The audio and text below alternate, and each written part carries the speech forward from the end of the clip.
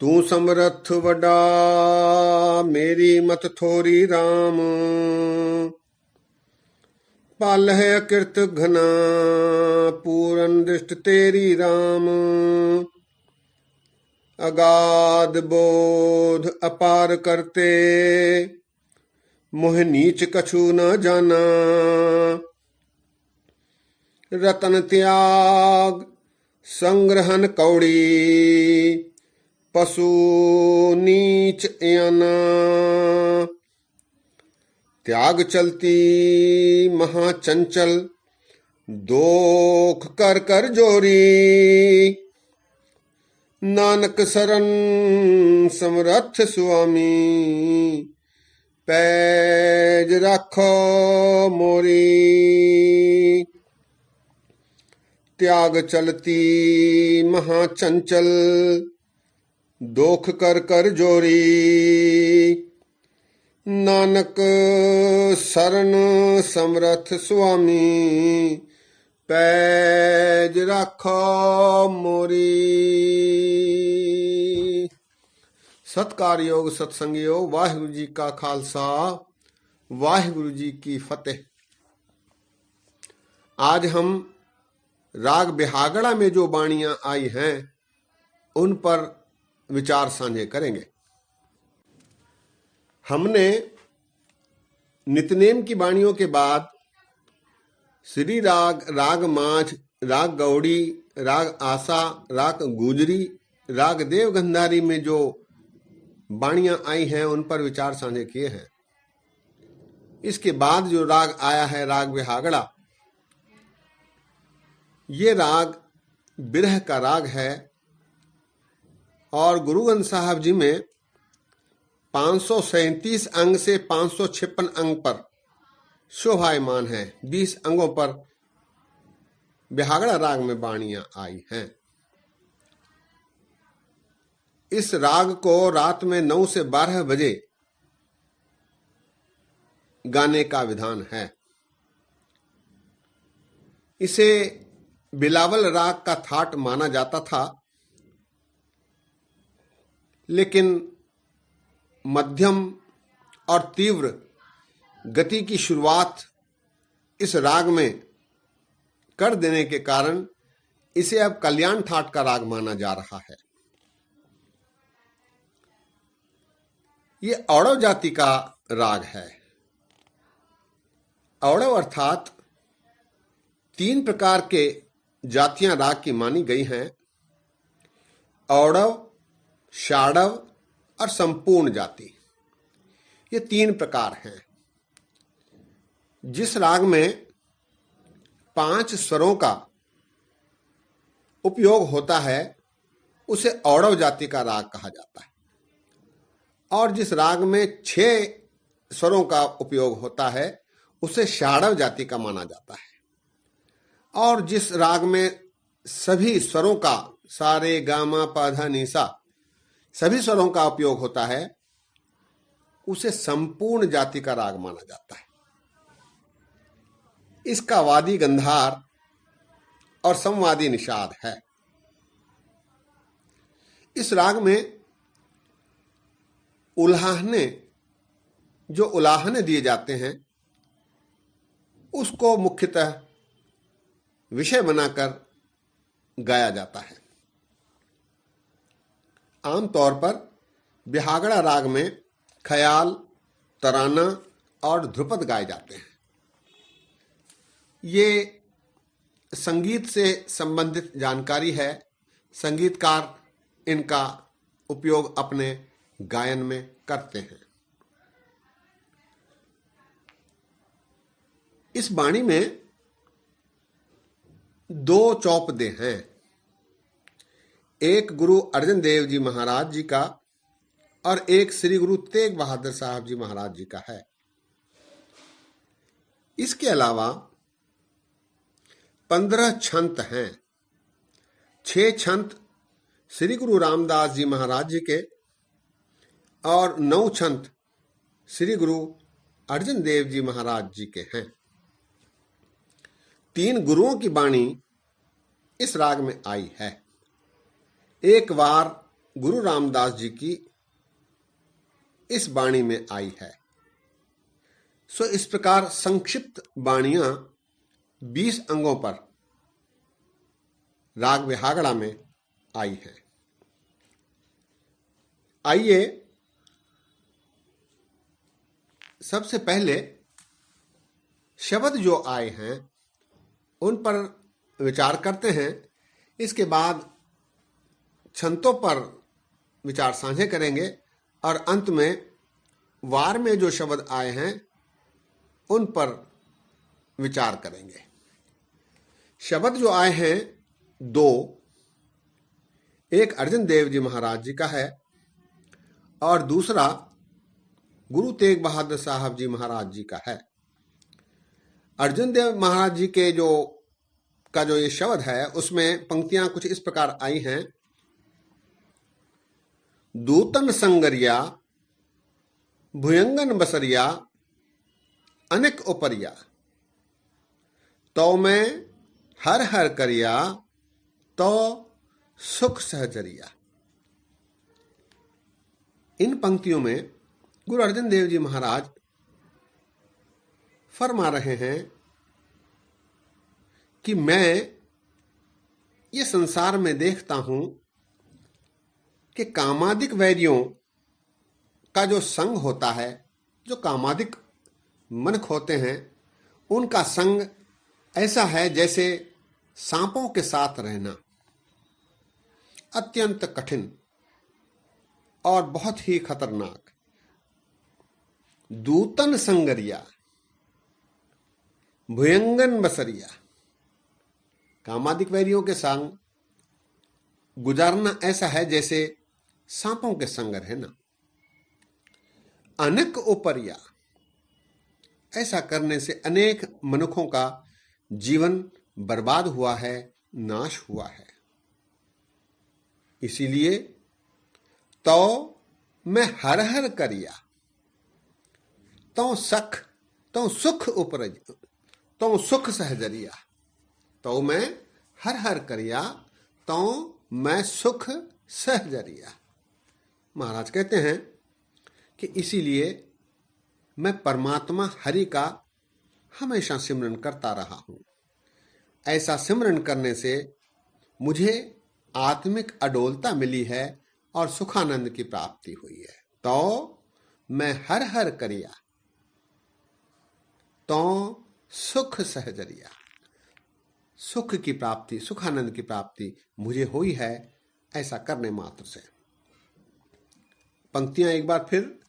दूतन संगरिया भुयंगन बसरिया अनेक उपरिया, तो मैं हर हर करिया तो सुख सहजरिया।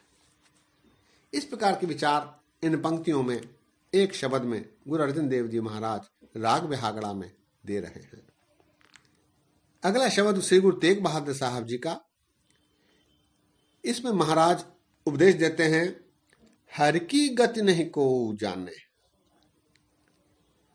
जोगी जति तपी पचहारे, अर बहु लोग सियाने। महाराज कहते हैं, हे भाई, अनेक जोगी तपी और अन्य बहुतेरे सियाने, ये मनुष्य परमात्मा की प्राप्ति के लिए, परमात्मा के दर्शन के लिए खप खप के मर जाते हैं, लेकिन इन्हें परमेश्वर प्राप्ति नहीं हो पाती। ये हार गए हैं और उन्हें अभी तक ये पता नहीं चल पाया कि परमात्मा का स्वरूप कैसा है, परमात्मा कैसे हैं, परमात्मा कब प्राप्त होंगे। हर की गति नहीं को जाने, जोगी जति तपी पचहारे, सभी हार गए हैं। और बहुत लोग सियाने, बहुत सारे सियाने भी इसे प्राप्त नहीं कर पाए, ये जान नहीं पाए कि परमात्मा का स्वरूप कैसा है। छंतों में गुरु रामदास जी महाराज जी के 6 छंत आए हैं। प्रत्येक छंत में गुरु रामदास जी ने अपने आप को संबोधित किया है। जैसे कर कृपा प्रभ आए मिल मेरी जिंदड़िए, गुरमत नाम परगासे राम। कर कृपा प्रभ आए मिल मेरी जिंदड़िए, गुरमत नाम परगासे राम। अपने आप को संबोधित किया है, मेरी जिंदड़िए, हे मेरे जिंद, कब मुझे परमात्मा का प्रकाश होगा मेरे मन में, ऐसा महाराज उल्लेख कर रहे हैं। आइए इनके एक छंद पर संक्षिप्त रूप से विचार करते हैं। इस छंद में महाराज कहते हैं,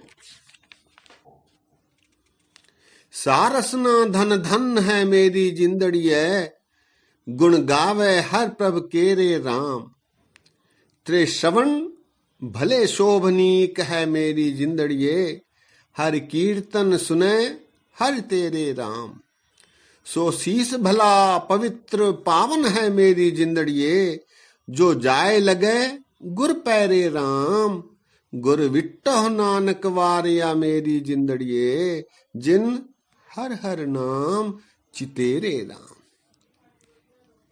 इस छंद में गुरु रामदास जी महाराज फरमा रहे हैं कि वो जिह्वा, वो जुबान धन्य है जो हरि के गुण गाती है। वो कान, वो श्रवण शोभनीक हैं जो हरि कीर्तन सुनते हैं। वो शीस, वो सिर, वो शीस पवित्र पावन है जो गुरु के चरणों में झुकते हैं। हे मेरी सुंदर जिंदे, मैं उस पर वार जाता हूं जिसने कृपा करके परमात्मा की मुझे याद दिलाई है। मैं ऐसे गुरु पर वार जाता हूं जिसने कृपा करके परमात्मा की याद मुझे दिलाई है। छंद एक बार फिर, सारसना धन धन है मेरी जिंदड़िए, गुण गावे हर प्रभ केरे राम। ते श्रवण भले शोभनीक है मेरी जिंदड़िए, हर कीर्तन सुने हर तेरे राम। सो शीस भला पवित्र पावन है मेरी जिंदड़िए, जो जाए लगे गुर पैरे राम। गुर विट्टो नानक वारिया मेरी जिंदड़िए, जिन हर हर नाम चितेरे राम। इस प्रकार के वचन श्री गुरु रामदास जी महाराज इस छंद में कर रहे हैं। आइए अर्जुन देव जी महाराज जी के एक छंद पर संक्षिप्त रूप से विचार साझे करते हैं। छंद है, अत प्रीतम मन मोहना, घट सोहना प्राण अधारा राम। सुंदर शोभा लाल गोपाल, दयाल की अपर अपारा राम। गोपाल दयाल गोविंद लालन, मिलो कंत निमानिया। नैन दर्शन दरस परसन, न नींद रैन विहानिया। थान अंजन नाम बिंजन, भय सगल सीगारा। नानक पयम पे संत जंपे, मेल कंत हमारा। इस छंद में अर्जुन देव जी महाराज बख्शीश कर रहे हैं कि परमात्मा अत्यंत प्यारा है, मनमोहक है, सभी में शोभायमान है और सभी के जीवन का सहारा है। उसकी शोभा हर जगह पसर रही है, सभी में वो समाया हुआ है। महाराज कहते हैं कि हे दयालु कंठ परमेश्वर, पति परमेश्वर, मुझे निमाणी को भी दर्शन दे। मेरी आंखें तरस रही हैं, मेरी जीवन रूपी रात्रि ढल रही है, मैं अशांत हूं। और जिसे गुरु की कृपा से ज्ञान रूपी सूरमा मिल जाता है, उसको आत्मिक भोजन प्राप्त हो जाता है, उसका आत्मिक श्रृंगार करना सफल हो जाता है। यहां आत्मिक श्रृंगार से तात्पर्य है निता प्रति भक्ति करना, निरंतर उसे याद रखना, सदाचारी रहना और गुरु के बताए हुए मार्गों पर जीवन यापन करना, यही आत्मिक श्रृंगार है। अंत में अर्जुन देव जी महाराज बेनती करते हैं कि हे संतो, आपसे बेनती है, आप कृपा करके मुझे भी अपने कंठ प्रभु पति परमेश्वर के दर्शन कराओ, मिलने का सौभाग्य बख्शो। छंत एक बार फिर। अत प्रीतम मनमोहना घट सोहना प्राण अधारा राम, सुंदर शोभा लाल गोपाल दयाल की अपर अपारा राम। गोपाल दयाल गोविंद लालन मिलो कंत निमानिया, नैन दर्शन दरस परसन नह नींद रैन विहानिया। थान अंजन नाम बिंजन भय सगल सीगारा, नानक पयम पै संत जम पै मेल कंत हमारा। इस प्रकार के विचार छंत में श्री गुरु अर्जुन देव जी महाराज बख्शीश कर रहे हैं। आइए बिहागड़े की वार पर संक्षिप्त रूप से विचार साझे करते हैं। बिहागड़े की वार में 21 पौड़ियां हैं और 43 श्लोक हैं।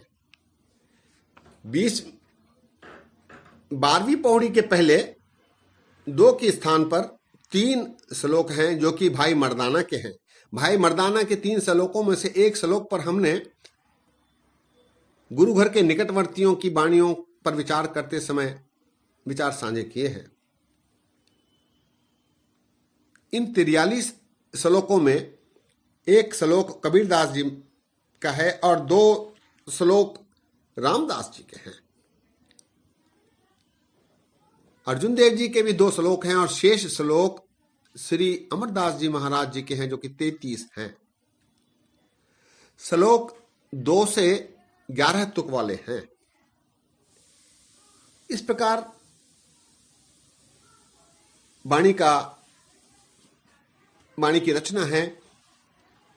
भाषा साधु भाषा है, पूर्वी पंजाबी, और इस वार का मुख्य भाव है जगत विकारों की लहर से ग्रस्त है।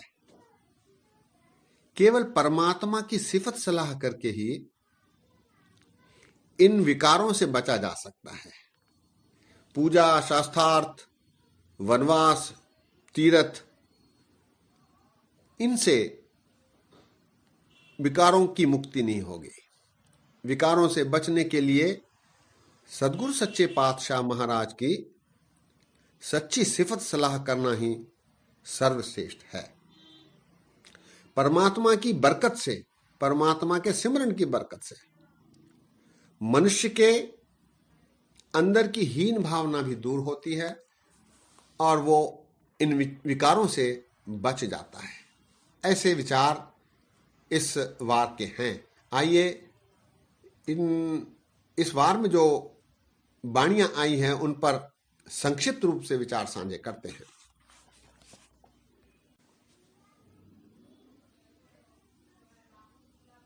गुरुदेव कहते हैं कि परमात्मा की सेवा ही सफल है, बाकी सेवाएं निरर्थक। महाराज कहते हैं सदगुरु की सेवा सफल है, जेको करे चित लाए, नाम पदारथ पाइये, अचिंत वसय मन आए।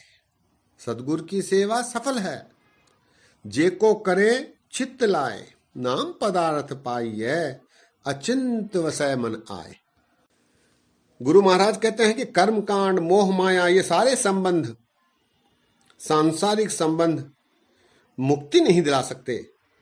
केवल सच्चे नाम से ही मुक्ति प्राप्त हो सकती है। उसके बरतने के बगैर सब कार्य अंधे हैं, बेकार हैं।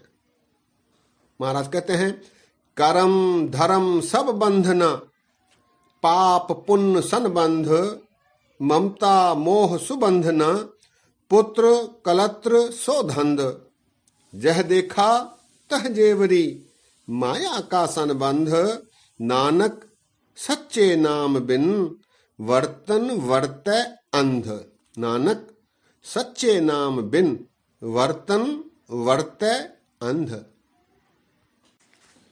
गुरुदेव इस वार में कह रहे हैं कि मनमुख लोभ लब के वश, अहंकार के वश हरि को भूल गया है।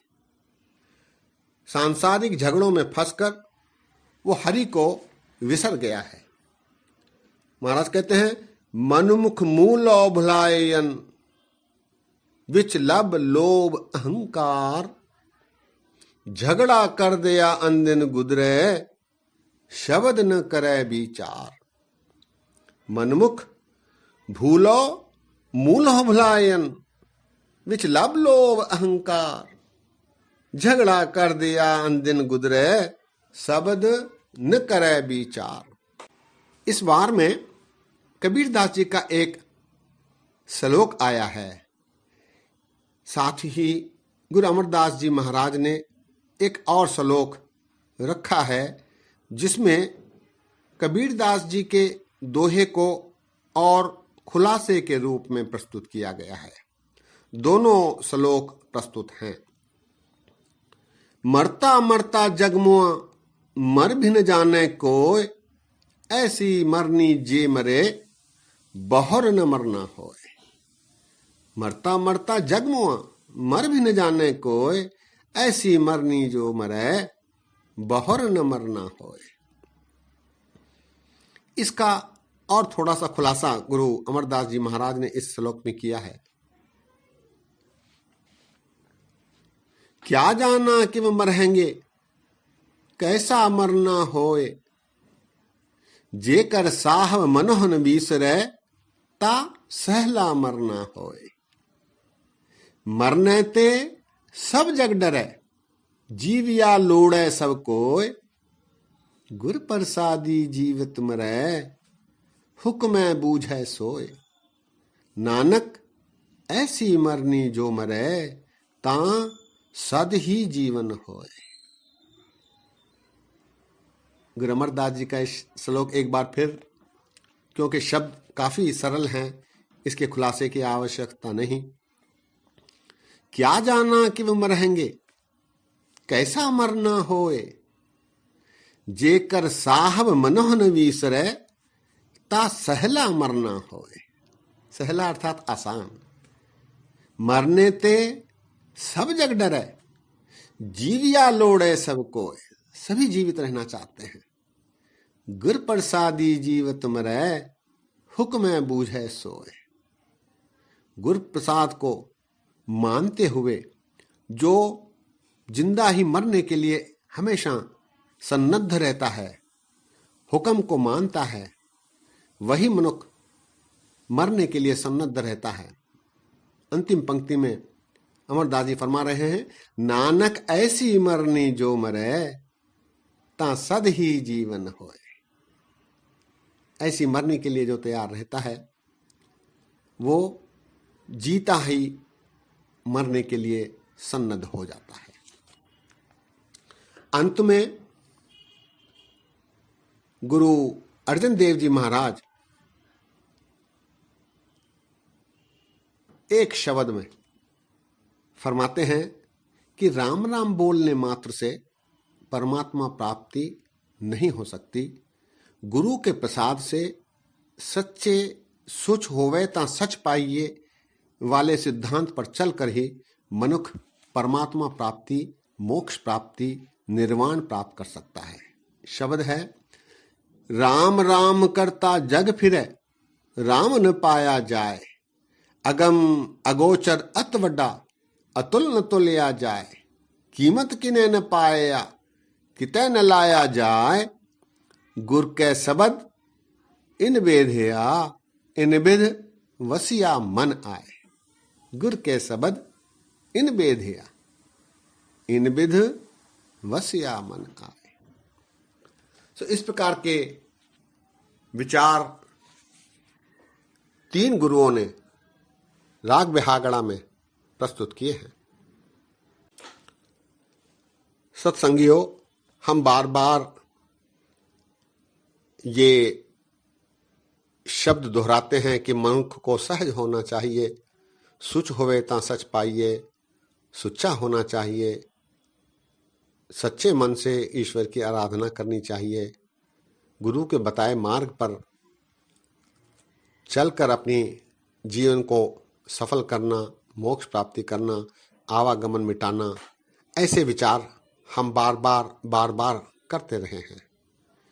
लेकिन इसे हमें अपने जीवन में ढालते समय, चरितार्थ करते समय, इम्प्लीमेंट करते समय अनेक कठिनाइयों का सामना होता है, जो कि काफी प्रैक्टिकल होती हैं। यही सबसे कड़ी परीक्षा है, क्योंकि परमात्मा प्राप्ति मनुष्य का एकमेव ध्येय है और इसमें कोई हास्य, कोई मनोरंजन आदि का समावेश नहीं हो सकता। ये एक गंभीर रास्ता है। मस्कीन जी हमेशा ये कहते रहे कि उनके पास बहुत सारे सत्संगी कहते थे कि मस्कीन जी, आपके विचार काफी बोझिल हैं, सुनते सुनते सिर भारी हो जाता है, कभी कभी कोई मनोरंजक आनंद विनोद वाली बातें भी कर दिया करो। मस्कीन जी उत्तर देते कि मैं कोई मस्खरा या विनोद करने वाला नहीं, मैं तो गुरु के विचार आपके समक्ष रख रहा हूं। इसमें सिवाय गंभीरता के कोई और समा नहीं सकता। ये बिल्कुल सही है। हम ये जो विचार करते हैं ये काफी गंभीर होते हैं, लेकिन इनके इम्प्लीमेंटेशन में हमें काफी मुश्किलों का सामना होता है। हम सभी सत्संगी, जिनमें अधिकांश उम्र दराज हैं, जिन्होंने अनुभव किए हैं, तो ऐसे सत्संगियों के लिए